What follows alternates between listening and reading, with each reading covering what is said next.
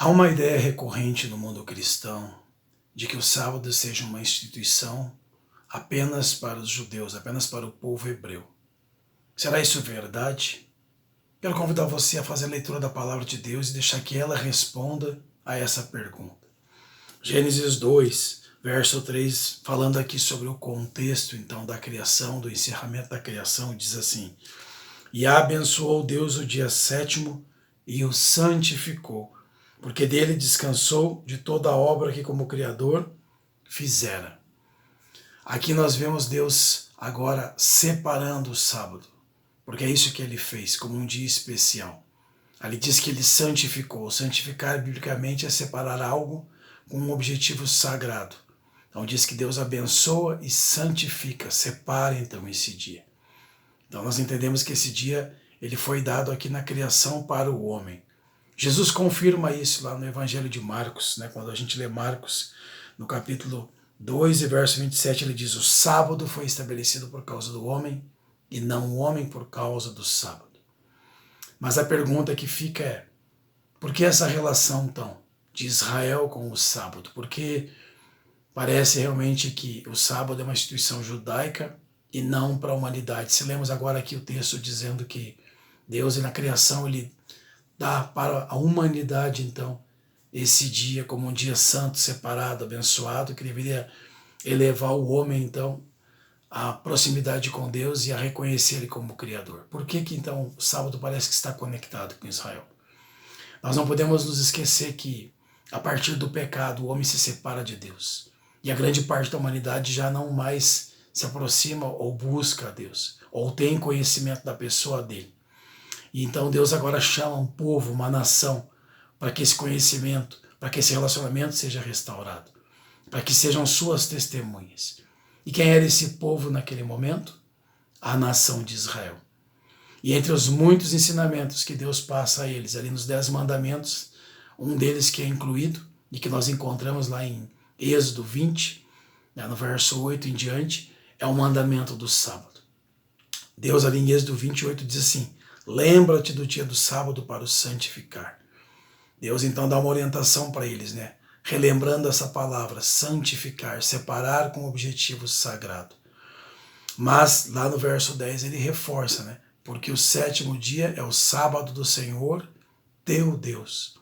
O sábado ele não era uma instituição judaica, o sábado era de Deus, e dado então a toda a humanidade. Como eu disse, os judeus tinham uma missão: compartilhar deste conhecimento que Deus havia transmitido para eles, para que não só eles, mas toda a humanidade pudesse ter um relacionamento com Deus restaurado. Paulo, falando sobre isso, ele fala lá em Romanos 3:2, que aos judeus foram confiados os oráculos de Deus. Então Deus dá a eles isso. Depois ele até reafirma isso em Romanos 15:27, quando ele diz que os gentios também tinham sido participantes, agora eram participantes então dos valores espirituais dos judeus.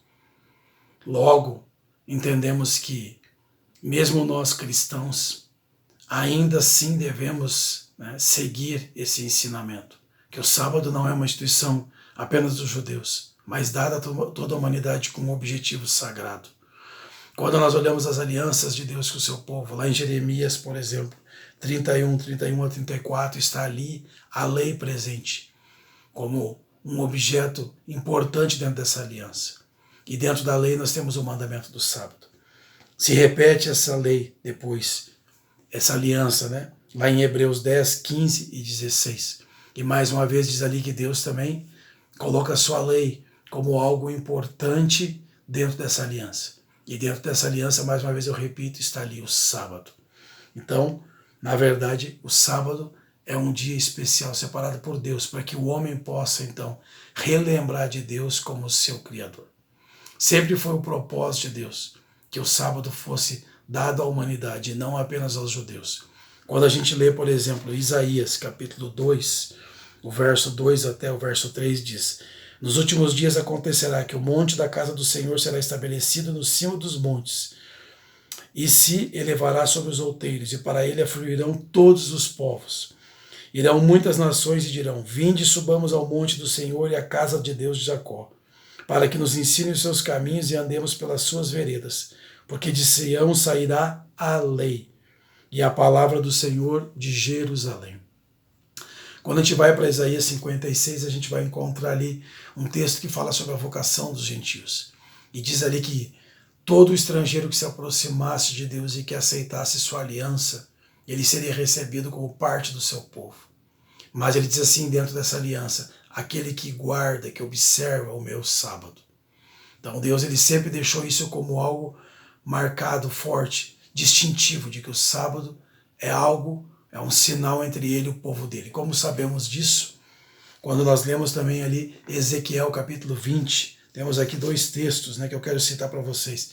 Ezequiel 20, 12 e Ezequiel 20, versículo 20, onde Deus fala dos meus sábados, como um sinal, uma marca, para toda a humanidade, para todo aquele que é o povo de Deus. Quem é o povo de Deus hoje?